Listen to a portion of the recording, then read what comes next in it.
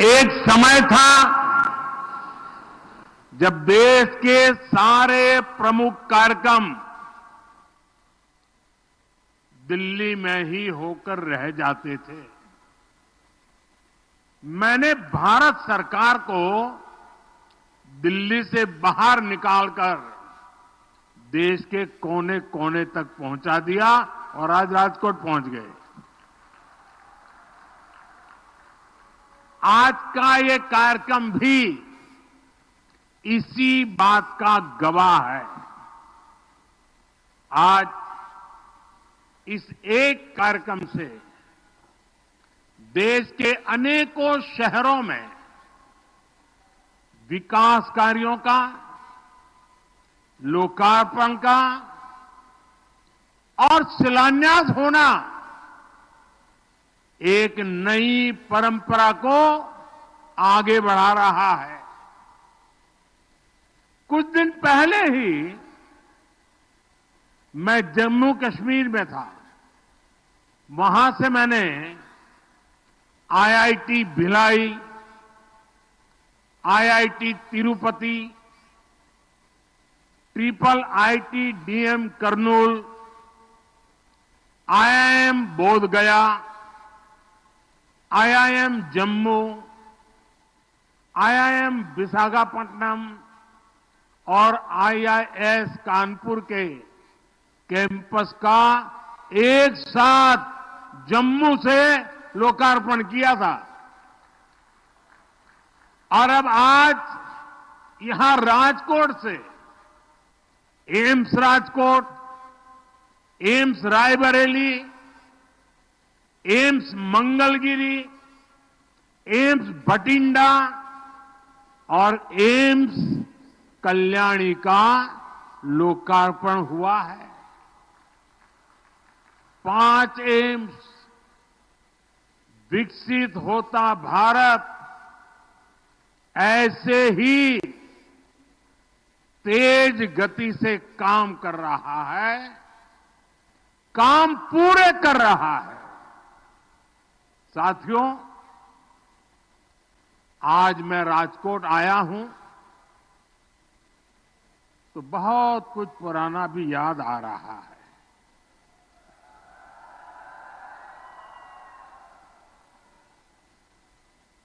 मेरे जीवन का कल एक विशेष दिन था। मेरी चुनावी यात्रा की शुरुआत में राजकोट की बड़ी भूमिका है। 22 साल पहले 24 फरवरी को ही राजकोट ने मुझे पहली बार आशीर्वाद दिया था, अपना एमएलए चुना था।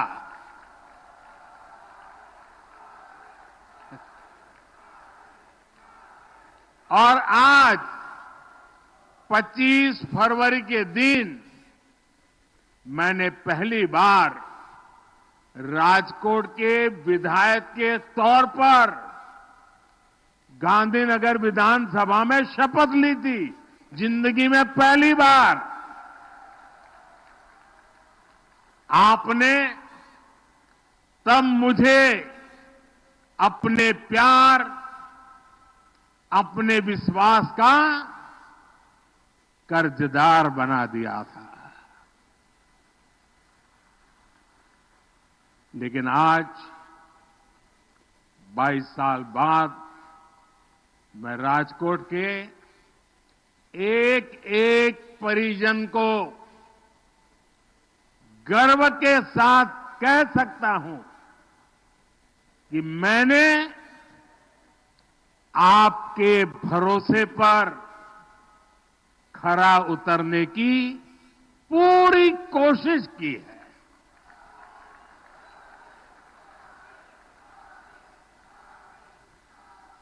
आज पूरा देश इतना प्यार दे रहा है, इतने आशीर्वाद दे रहा है, तो इसके यश का हकदार ये राजकोट भी है।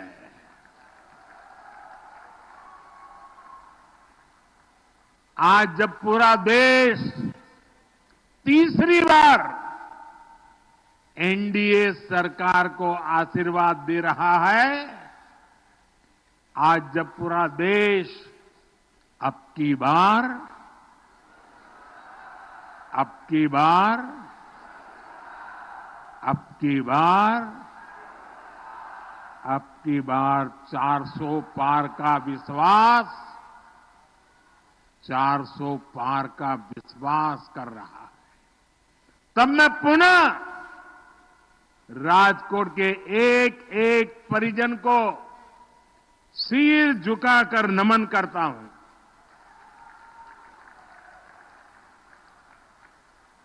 मैं देख रहा हूं पीढ़ियां बदल गई हैं, लेकिन मोदी के लिए स्नेह हर आयु सीमा से परे है। ये जो आपका कर्ज है, इसको मैं ब्याज के साथ विकास करके चुकाने का प्रयास करता हूं।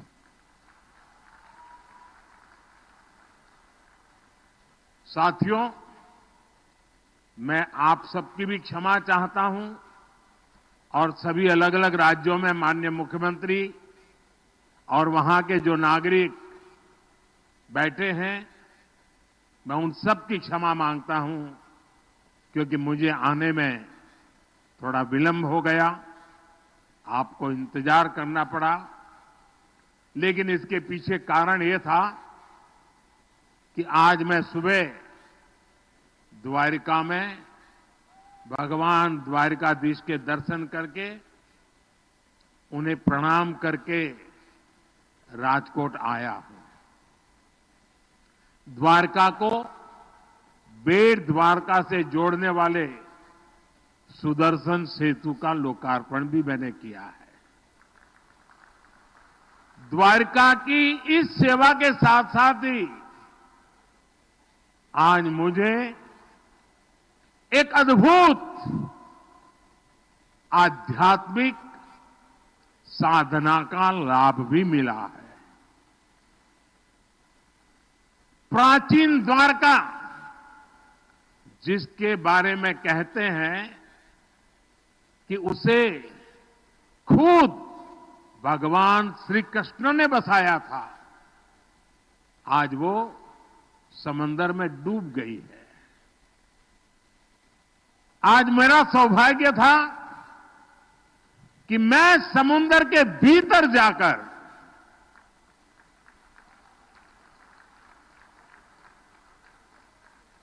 बहुत गहराई में चला गया और भीतर जाकर मुझे उस समुद्र में डूब चुकी श्री कृष्ण वाली द्वारिका, उसके दर्शन करने का और जो अवशेष हैं उसे स्पर्श करके जीवन को धन्य बनाने का, पूजन करने का, वहां कुछ पल प्रभु श्री कृष्ण का स्मरण करने का मुझे सौभाग्य मिला। मेरे मन में लंबे अरसे से ये इच्छा थी कि भगवान कृष्ण की बसाई उस द्वारिका भले पानी के भीतर रही हो, कभी न कभी जाऊंगा, मत्था टेकूंगा। और वो सौभाग्य आज मुझे मिला।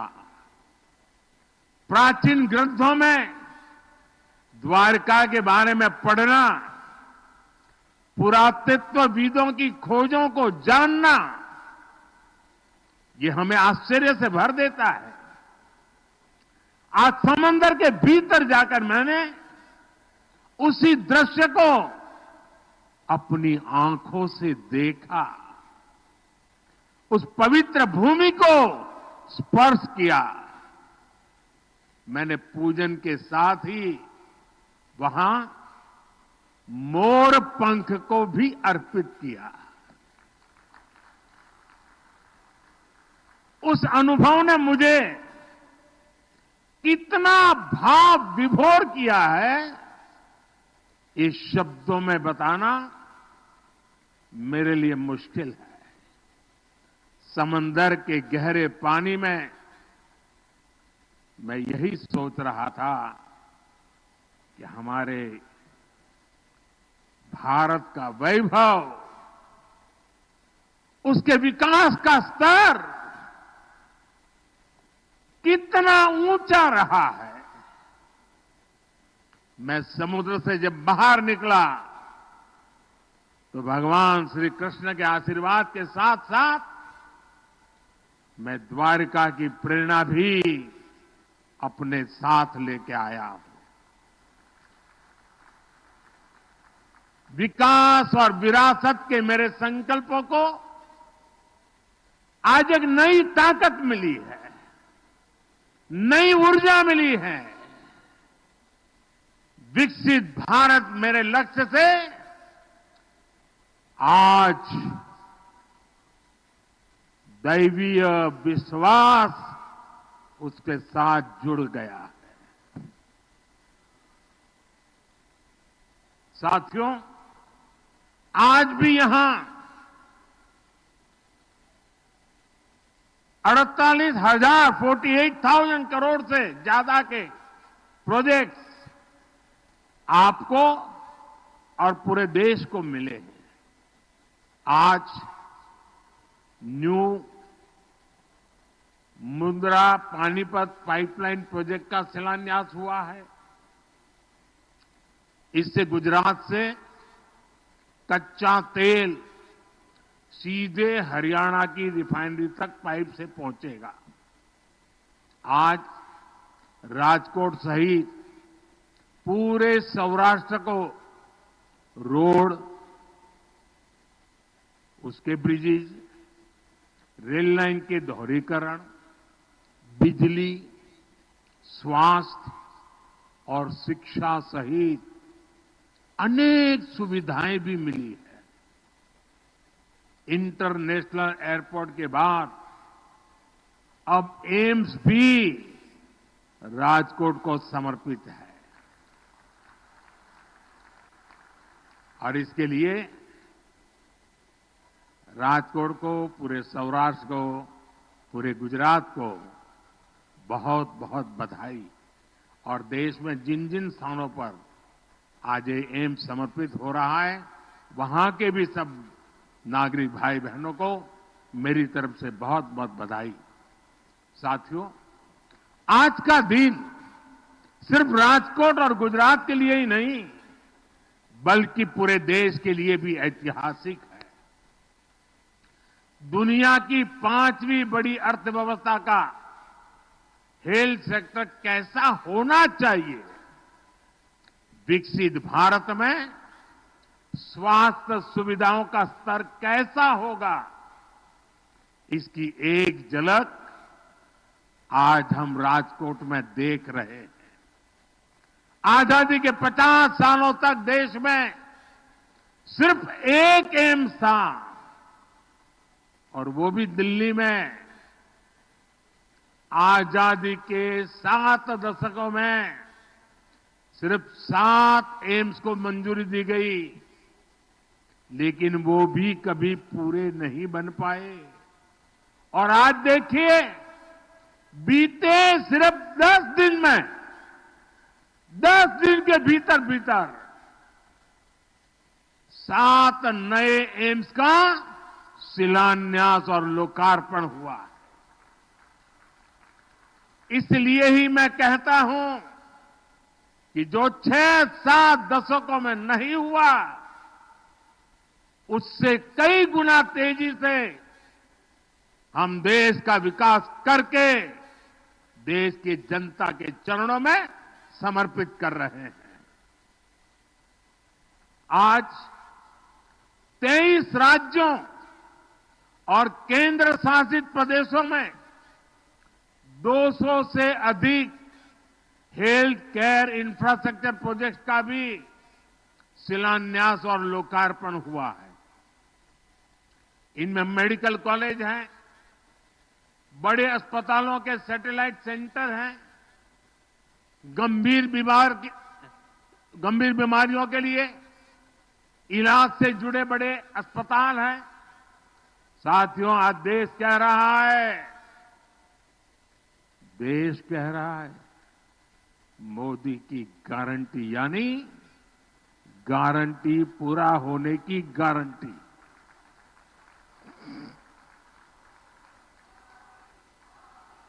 मोदी की गारंटी पर यह अटूट भरोसा क्यों है, इसका जवाब भी एम्स में मिलेगा।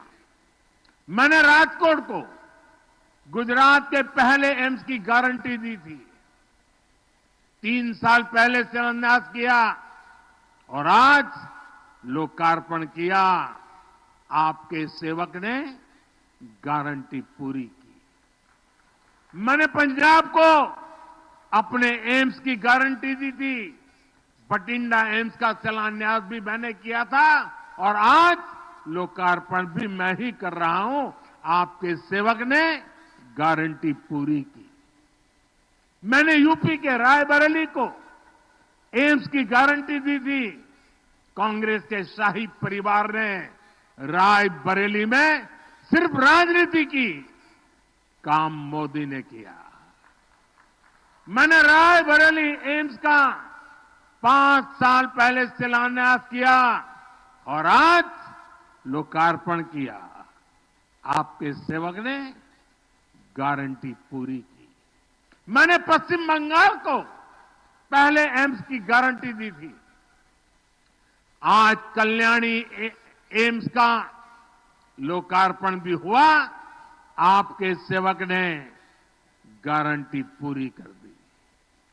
मैंने आंध्र प्रदेश को पहले एम्स की गारंटी दी थी। आज मंगलगिरी एम्स का लोकार्पण हुआ। आपके सेवक ने वो गारंटी भी पूरी कर दी। मैंने हरियाणा के रेवाड़ी को एम्स की गारंटी दी थी। कुछ दिन पहले ही 16 फरवरी को उसकी आधारशिला रखी गई है। यानी आपके सेवक ने ये गारंटी भी पूरी की। बीते 10 वर्षों में हमारी सरकार ने 10 नए एम्स देश के अलग अलग राज्यों में स्वीकृत किए हैं। कभी राज्यों के लोग केंद्र सरकार से एम्स की मांग करते करते थक जाते थे। आज एक के बाद एक देश में एम्स जैसे आधुनिक अस्पताल और मेडिकल कॉलेज खुल रहे हैं। तभी तो देश कहता है, जब जहां दूसरों से उम्मीद खत्म हो जाती है, मोदी की गारंटी वहीं से शुरू हो जाती है।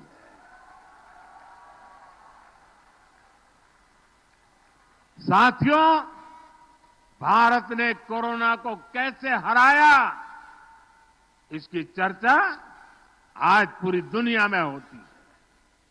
हम ये इसलिए कर पाए क्योंकि बीते 10 वर्षों में भारत का हेल्थ केयर सिस्टम पूरी तरह से बदल गया है। बीते दशक में एम्स, मेडिकल कॉलेज और क्रिटिकल केयर इंफ्रास्ट्रक्चर के नेटवर्क का अभूतपूर्व विस्तार हुआ है। हमने छोटी छोटी बीमारियों के लिए गांव-गांव में 1.5 लाख से ज्यादा आयुष्मान आरोग्य मंदिर बनाए हैं। 1.5 लाख से ज्यादा। 10 साल पहले देश में करीब करीब 380-390 मेडिकल कॉलेज थे। आज 706 मेडिकल कॉलेज है। 10 साल पहले एमबीबीएस की सीटें लगभग 50,000 थी। आज 1 लाख से अधिक है। 10 साल पहले मेडिकल की पोस्ट ग्रेजुएट सीटें करीब 30,000 थी। आज 70,000 से अधिक है। आने वाले कुछ वर्षों में भारत में जितने युवा डॉक्टर बनने जा रहे हैं, उतने आजादी के बाद 70 साल में भी नहीं बने। आज देश में 64,000 करोड़ रुपए का Ayushman Bharat health infrastructure mission चल रहा है। आज भी यहां अनेक मेडिकल कॉलेज, टीबी के इलाज से जुड़े अस्पताल और रिसर्च सेंटर, पीजीआई के satellite centre, critical care blocks, ऐसे अनेक प्रोजेक्ट्स का शिलान्यास और लोकार्पण किया गया है। आज ईएसआईसी के दर्जन अस्पताल भी राज्यों को मिले हैं। साथियों, हमारी सरकार की प्राथमिकता बीमारी से बचाव और बीमारी से लड़ने की क्षमता बढ़ाने की भी है। हमने पोषण पर बल दिया है, योग, आयुष और स्वच्छता पर बल दिया है, ताकि बीमारी से बचाव हो। हमने पारंपरिक भारतीय चिकित्सा पद्धति और आधुनिक चिकित्सा दोनों को बढ़ावा दिया है।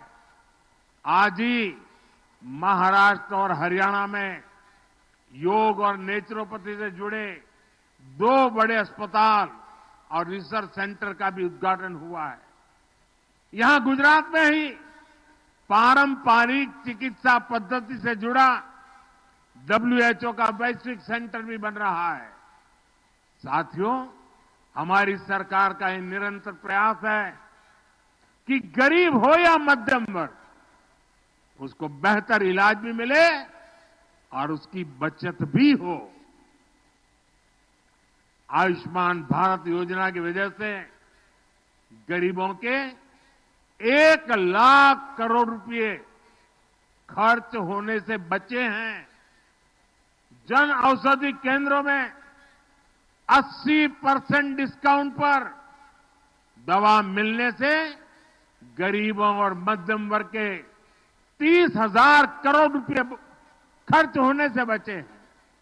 यानी सरकार ने जीवन तो बचाया, इतना बोझ भी गरीब और मिडिल क्लास पर पड़ने से बचाया है।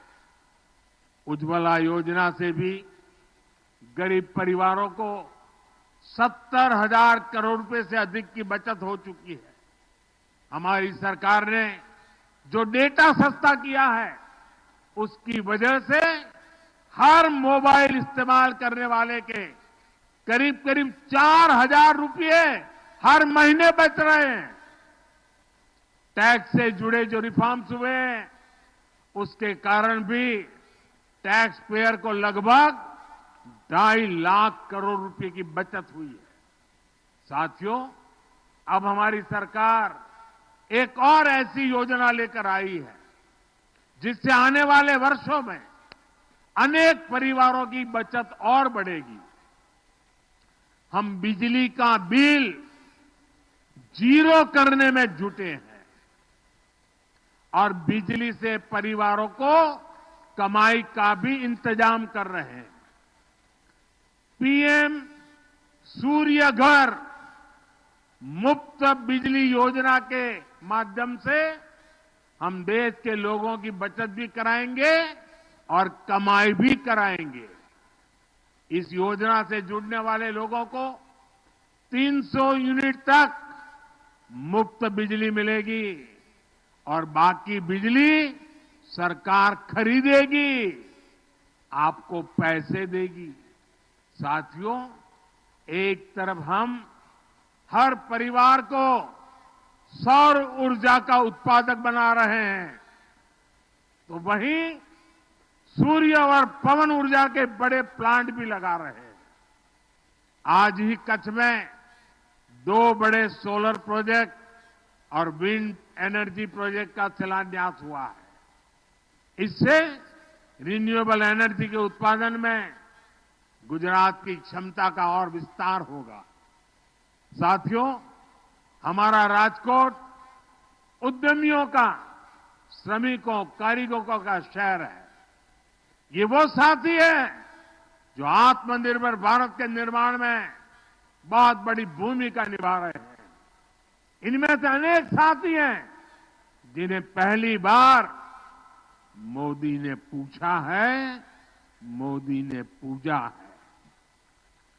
हमारे विश्वकर्मा साथियों के लिए देश के इतिहास में पहली बार एक राष्ट्रव्यापी योजना बनी। 13,000 करोड़ रुपए की पीएम विश्वकर्मा योजना से अभी तक लाखों लोग जुड़ चुके हैं। इसके तहत उन्हें अपने हुनर को निखारने और अपने व्यापार को आगे बढ़ाने में मदद मिल रही है। इस योजना की मदद से गुजरात में 20,000 से ज्यादा लोगों की ट्रेनिंग पूरी हो चुकी है। इनमें से प्रत्येक विश्वकर्मा लाभार्थी को 15,000 रुपए तक की मदद भी मिल चुकी है।